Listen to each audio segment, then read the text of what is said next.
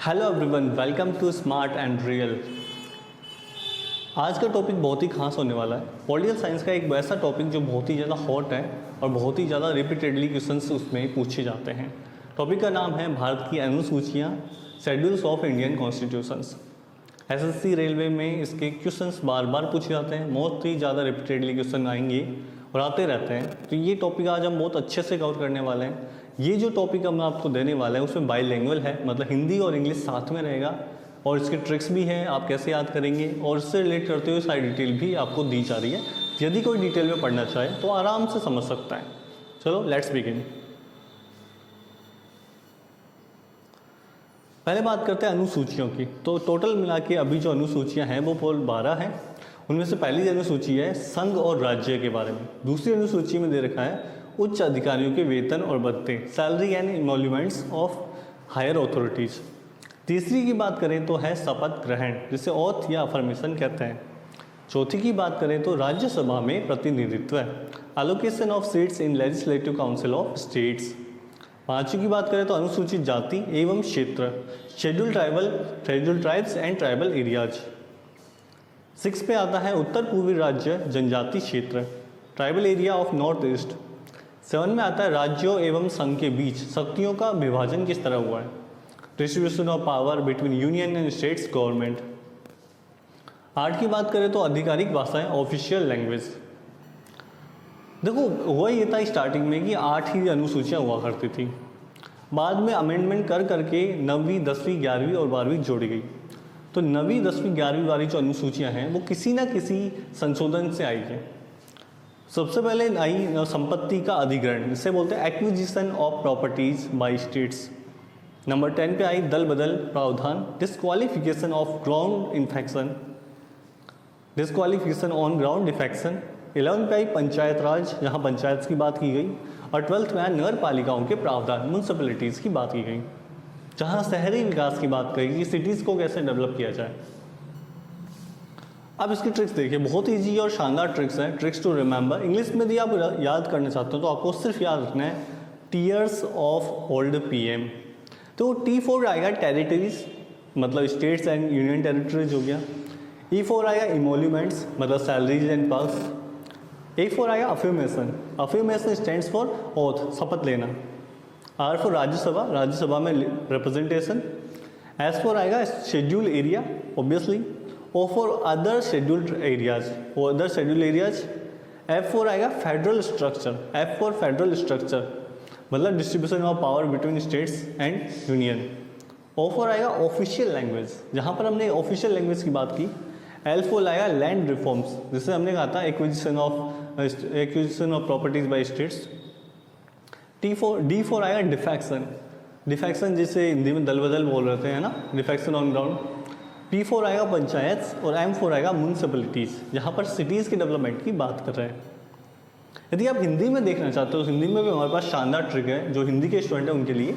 आपको करना कुछ एक लाइन याद रखनी है, भावेश राज्य में ऐसी मेघ शक्ति की 22 संपत्ति बदलकर पंचनगर गया। वापस से देखिए, भावेश राज्य में ऐसी मेघ शक्ति की 22 संपत्ति बदलकर पंचनगर गया। तो भाफोर भारत, भारत में आता है राज्य और केंद्र। वे4 देखिए वेतन एवं भत्ते। श4 आएगा शपथ, राज्य में, राज्य का मतलब राज्यसभा में। SC मतलब अनुसूचित जाति और क्षेत्र, SC ST अनुसूचित जाति और क्षेत्र। मेघ, मेघ से बना मेघालय। अब जो उत्तर पूर्वी राज्य हैं उनमें था मेघालय, त्रिपुरा, मिजोरम, असम। तो यहाँ मेघ से मेघालय, अब मेघालय को याद करके आइडिया लग जाता है कि ये 4 स्टेट्स की बात कर रहा है, जहाँ पर कुछ उत्तर पूर्वी राज्य की बात की जा रही है। शक्ति का मतलब संघ और राज्य में शक्ति का विभाजन। 22 का मतलब भाषाएं, 22 भाषाओं को आधिकारिक रूप से घोषित किया गया। तो 22 रिप्रेजेंट करेगा आधिकारिक भाषाओं को। संपत्ति का मतलब सीधा संपत्ति का अधिग्रहण। बदल कर मतलब दल बदल कर, तो दल बदल कर दल बदल प्रावधान। पंच फॉर पंचायत। और नगर का मतलब नगर पालिकाओं का प्रावधान, नगर पालिकाओं का प्रावधान। तो सिंपल सी ट्रिक है, भावेश राज्य में ऐसी मेघ शक्ति की 22 संपत्ति बदलकर पंचनगर गया। Simple and sweet. यदि नहीं आता तो इंग्लिश में भी आप कर सकते हो, टीयर्स ऑफ ओल्ड पीएम।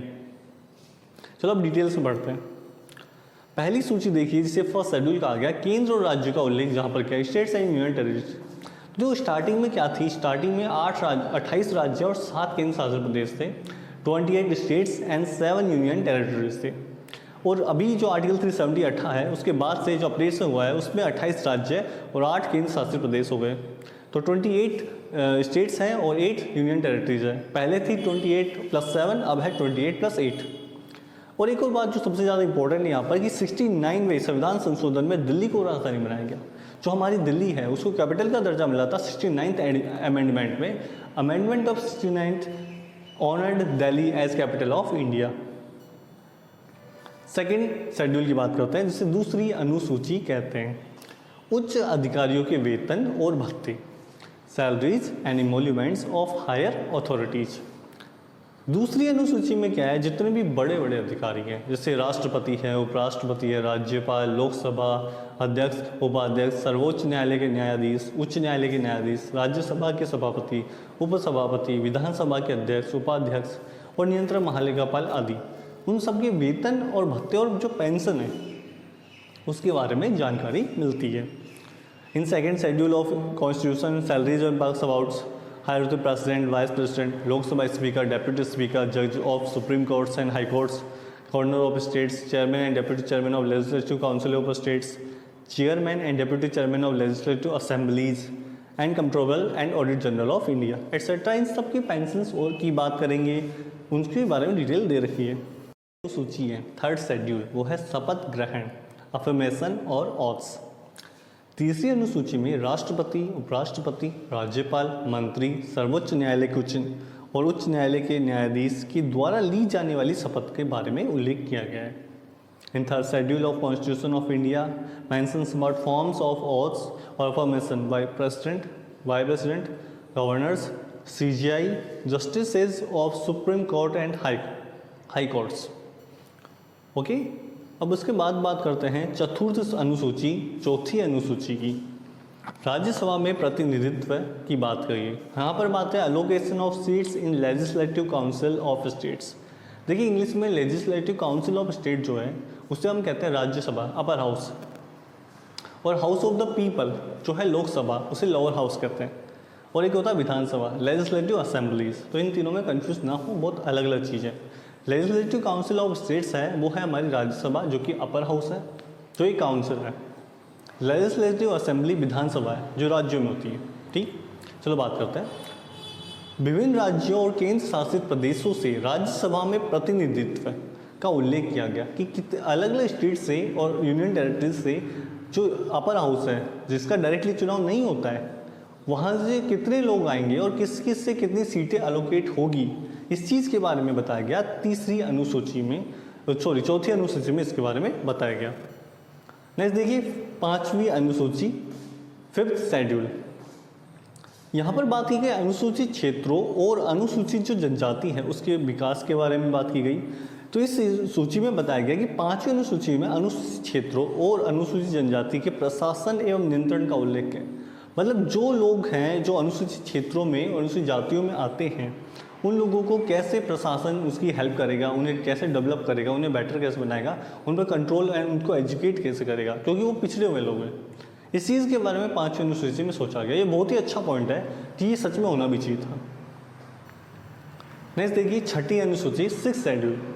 यहाँ पर बात की गई उत्तर पूर्वी राज्यों के जनजातीय क्षेत्रों की, tribal areas of north east. अब सवाल आता है सर छठी अनुसूची अलग से क्यों लगाई, मतलब पांचवी अनुसूची में हमने कह दिया ना भाई अनुसूचित जाति जनजाति जो भी है सब आ गए, तो SC/ST तो आ ही गए पांचवी में, तो छठी में क्यों भैया? क्योंकि छठी में जो राज्य है उनकी बात है। असम, मेघालय, त्रिपुरा और मिजोरम, ये ऐसे 4 स्टेट हैं जहाँ किसी की नहीं चलती। ये स्टेट अपने आप में बहुत ही ज़्यादा वल्नरेबल स्टेट है, बहुत ही ज़्यादा। ये स्टेट यहाँ फुली कंट्रोल गवर्नमेंट का अब तक नहीं आया है। तो ये स्पेशल स्टेट्स है, इनके लिए जस्ट पर्सनली यदि आप नहीं बनाओगे ना तो यहाँ कुछ हो ही नहीं पाएगा।